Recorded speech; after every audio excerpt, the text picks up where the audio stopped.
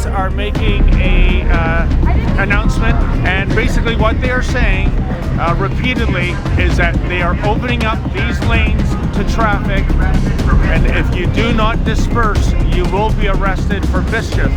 And we appreciate all you stand for this country, but what you're doing now is not right, and what you're doing now is not standing together for Canadians.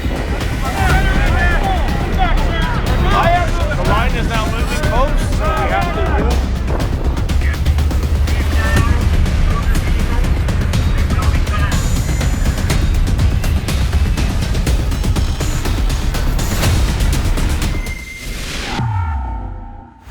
David Menzies for Rebel News here at the Ambassador Bridge in Windsor, Ontario. Well, folks, I can tell you it's Saturday morning, and it looks like the authorities are making good on their threats to tell the people here at the Ambassador Bridge off-ramp to either go home or face the consequences. There are easily more than 100 police officers. I see snipers on rooftops. I see an armed military vessel behind me, several buses. I guess that's for rounding up those protesters who are not going to leave. And the consequences are severe. Yesterday, Premier Ford announced that if people do not go home when told to by law enforcement, they face a fine of up to $100,000 and perhaps even a 1-year prison term. It looks like that threat was good enough to clear out, I would say, a good 80% of the demonstrators and vehicles that were here last night. It was a far more festive mood last night, I can tell you. That is not the case here right now on the Ambassador Bridge. And as you know, this blockade, this demonstration, way smaller than what we saw and what we're seeing rather in Ottawa. However, far more financially severe. Premier Ford on Friday said $700 million of goods is being prevented from getting across the bridge. There's been enormous pressure on Premier Ford and Prime Minister Trudeau from the Michigan governor, from the White House even. And well, as the saying goes, money talks. And it's funny, isn't it, folks? The people here who have been completely peaceful since day one, well, they've been branded by some as economic terrorists. Yet, look what's happened to the Canadian economy in the last 2 years thanks to government-mandated lockdowns. About $1 trillion has been taken out of the Canadian economy. So when we talk about economic terrorism, who is the real terrorist here? But in any event, we are here to see how this plays out. The police have formed a line at the corner of College and Huron Church Road. And we're going to see how this plays out, if the remaining people here and vehicles are going to leave on their own accord or if they are going to be arrested. Stay tuned for more.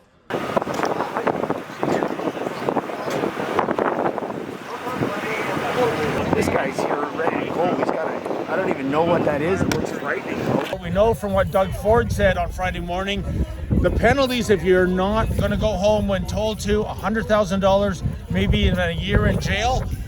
What do you make of this? Well, I think that's just ridiculous. It's full-on tyranny. $100,000, right? Who can pay that? And a year in prison. You know, that's quite a lot. It's going to go on your record. And we're just peacefully protesting out here, and I really don't find that this is anything illegal. This is as peaceful as we could possibly be. And I just want to stand strong with my countrymen. We're not doing anything the government hasn't already done to us in the past few years.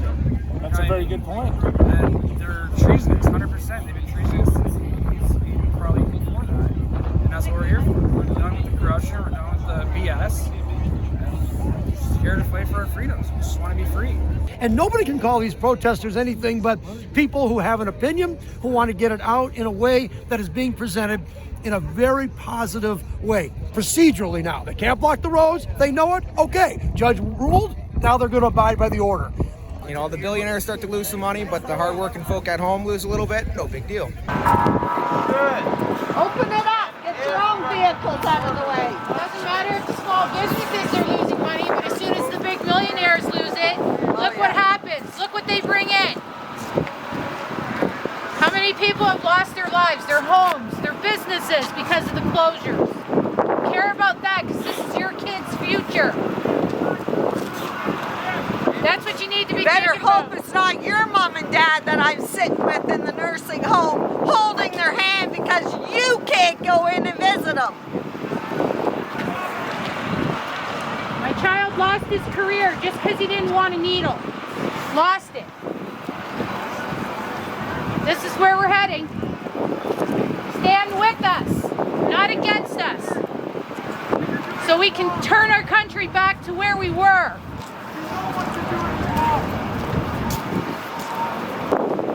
Sad. To bring all this force for what? Every one of us believes in you guys that you're better. We all believe that you're better than this.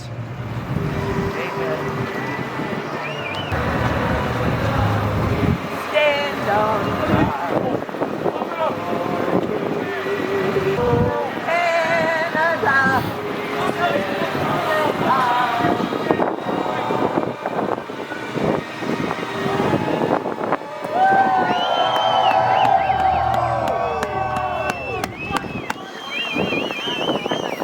What do you make of what's happening right now? Honestly, I think this is some bogus. They're a bunch of cowards. We're just out here peacefully trying to win our rights back, trying to get what is right, have the right of choice. But they're stripping it from us. Like I said, they're not here to protect and serve. They're here to give order, and order from the overhead, which clearly don't care about their people. Head into a communism society right now. Now, sir, the cops should be going after Trudeau because he's not upholding the Constitution. He's been breaking it.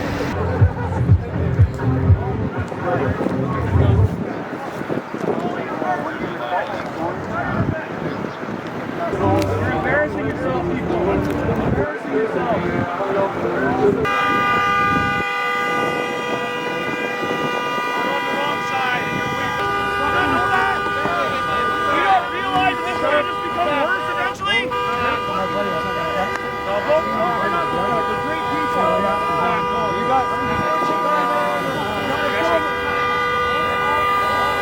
Well, folks, the police are moving forward further into the crowd. They have made multiple announcements with their megaphone that people here must disperse or they will be arrested for mischief. They made that announcement probably about 20 times. Leave down, move your vehicles, they will be towed. So I guess it's only a matter of time before they go through on that threat of arresting people. Shame! That's where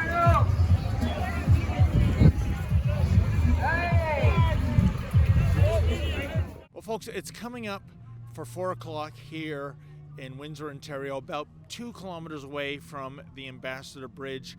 The protest has essentially ended with a whimper rather than a bang. What remains of the demonstrators, well, there's clusters of a few dozen here, and that's as close as they can get. We, including the media, the demonstrators, we can't even get to the main intersection. Police have threatened us with trespass or mischief, even for parking in these plazas. Now, folks, what happened in the early morning hours? Police cleared out the remaining demonstrators that we were filming last night.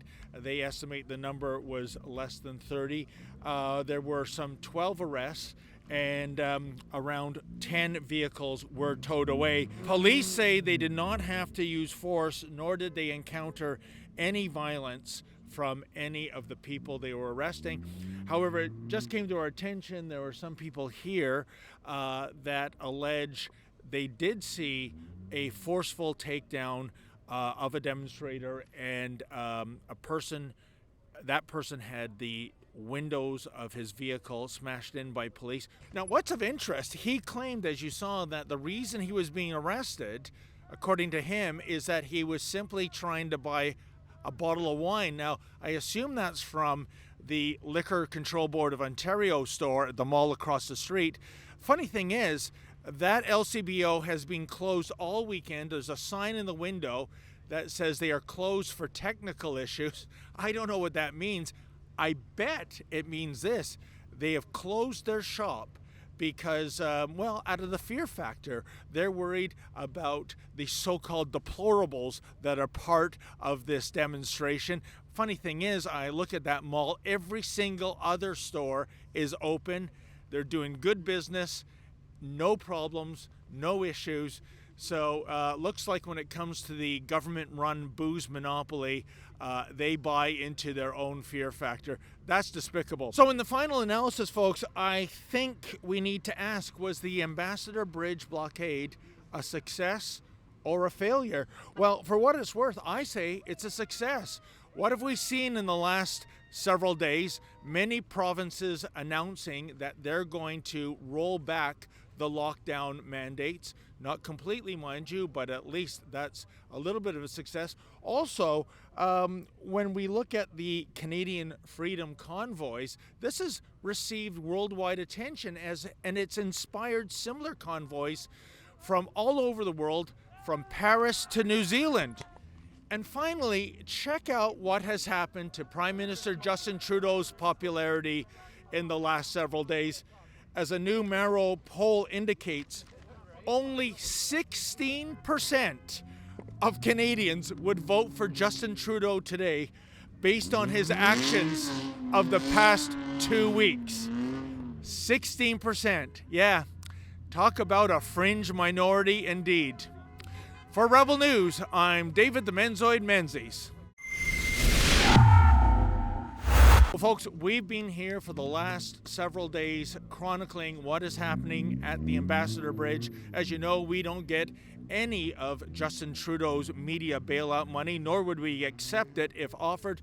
Therefore, if you can please help us out with our expenses, go to convoyreports.com, that's convoyreports.com, and if you're able to, kindly make a donation. Thank you.